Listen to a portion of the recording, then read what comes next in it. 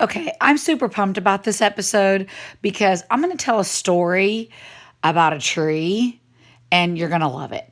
I just know you're going to love it.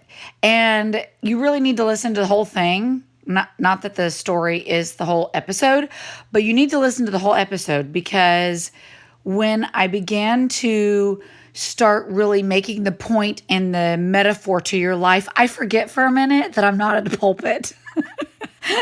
I'm really just sitting in my desk chair. But for a second there, I thought I was at a pulpit.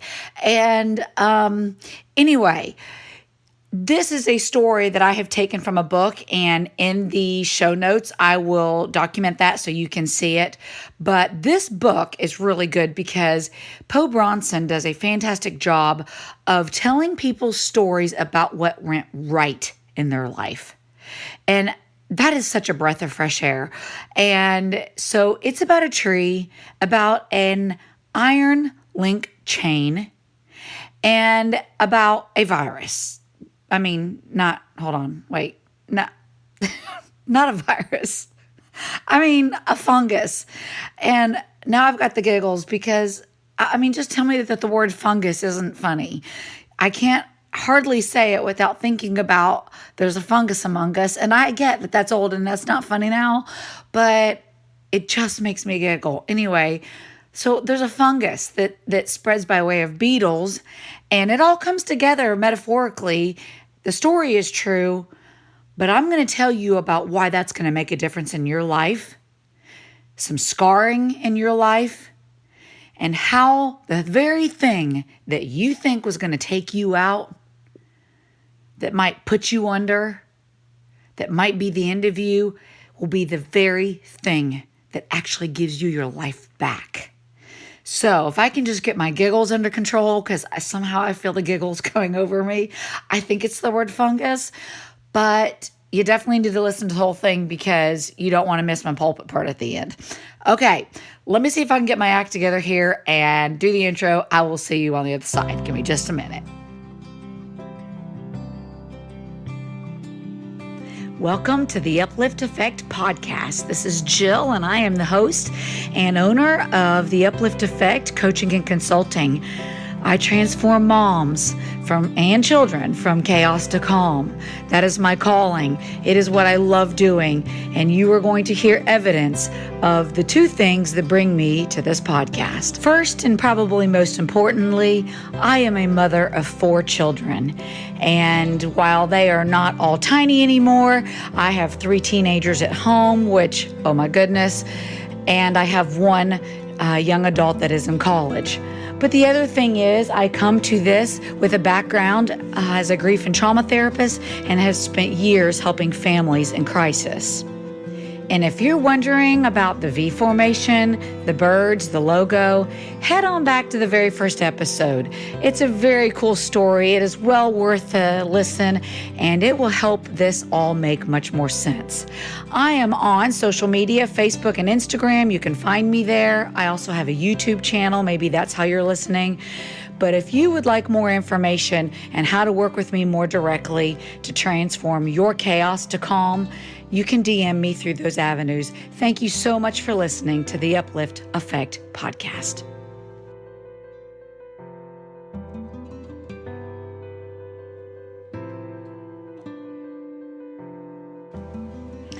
Back in 1950, there is an American elm tree on a farm in Michigan.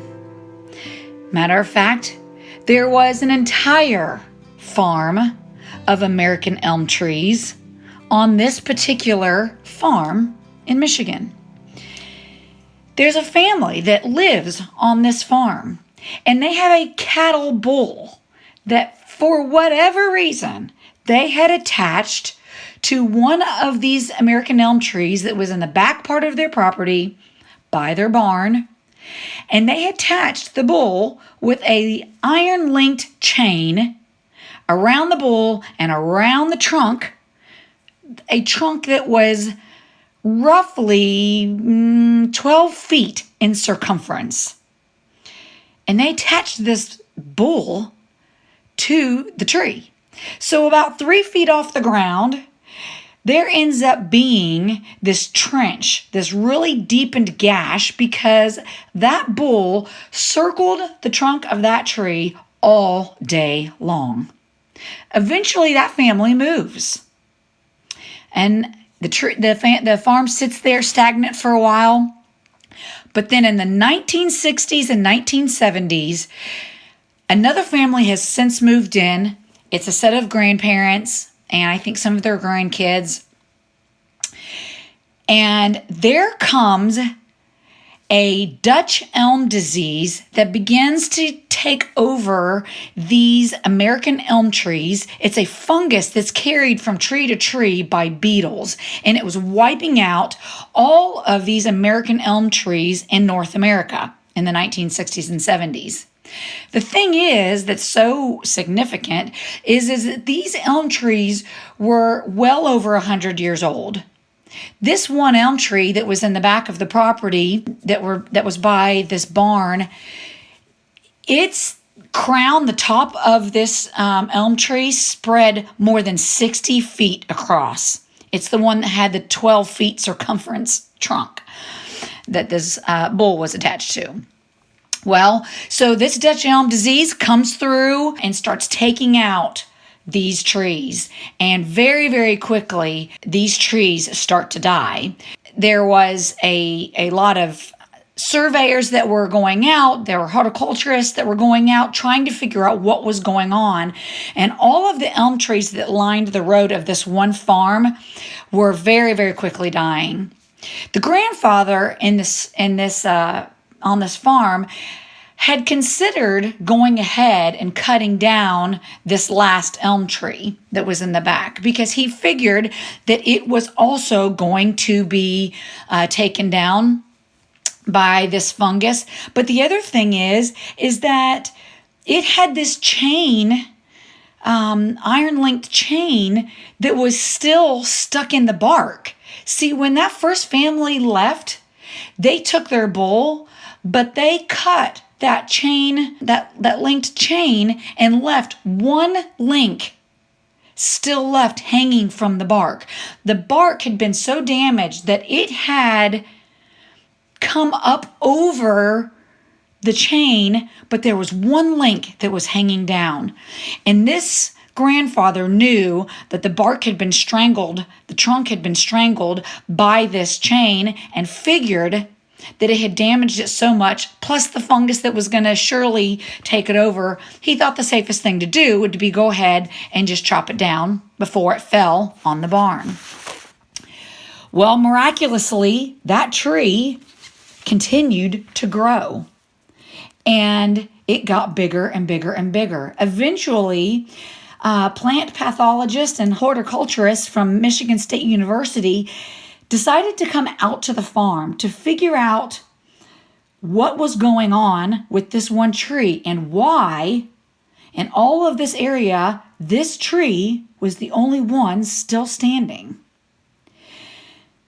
What they decided is that chain was so rusty. It was as rusty as a shipwreck would be, and that single dangled link was now partially immersed in the bark. The only thing that they could figure was that somehow the scar, the chain that was inside, the rust, even though you would think would kill the tree, somehow was the very thing that saved the tree's life. They gathered and they figured and suggested that by absorbing the iron from that chain, that the tree had developed some sort of immunity to this Dutch elm disease. Therefore, the tree continued to bloom and grow bigger and bigger and bigger. One of the things that this story has taught me, and I have reminded myself, and I have told this story also to other people many, many times. Very often, the thing that we think that is going to kill us, the thing that we think that's going to take us out, the thing that leaves the deepest scars internally and externally, may actually be the thing that saves our life or give us an immunity for what we might need for the road ahead. But here's the other thing that is really incredible about this story. Not only did that tree continue to bloom and blossom, but it taught these scientists about how to save the lives of other American elm trees from this Dutch elm disease to help find a cure to save the other very few remaining trees. As I have watched my life come full circle, as I have, and still we're not totally full circle, my kids aren't completely raised yet, but having come through those years when my children were very young, where I just didn't think we could make it, having come through a divorce and moving out of state and just all of the things that come with trying to help 4 children navigate a divorce like that and a relocation, plus having a child that had a lot of special needs, was just struggling from before he was ever born. I just wasn't sure I was going to make it, and I wasn't sure the kids were going to make it. I can now identify with this story in ways that I just don't have words for. Because I can tell you that the thing I thought that was going to take me out, the thing that, yes, though it has left scars in my life and also potentially the lives of my children, I can now see that it is the very thing that has most likely given us our moments of greatest strength. But at the other thing that is very true, I now have a business. I now, for a living, do and teach what has come out of that time of my life that I thought was going to take me out. That coupled with obviously having a master's degree in clinical counseling, but it's the thing that I use now. It's my story that I can now give to other moms and other people to remind them that wound may be very deep. That gash, I know, is very deep and it's bleeding. And as it heals, it is going to leave a scar. But I have seen scars become the thing that actually ends up creating a passion and a drive in people's lives that they then use to make a difference in other people's lives. Our stories are contagious. Our stories give hope to other people who are struggling. And then those people take their stories and give it on to the next person to give them hope. And so our lives are not all that much different from this American elm tree that survived because of an iron rusted chain that left such a deep scar in its bark that ended up saving that tree from a terrible disease that would have taken it down. And it taught the scientists how to help save the other American elm trees. The scar is still there, the tree is still there, but the lesson is still there too.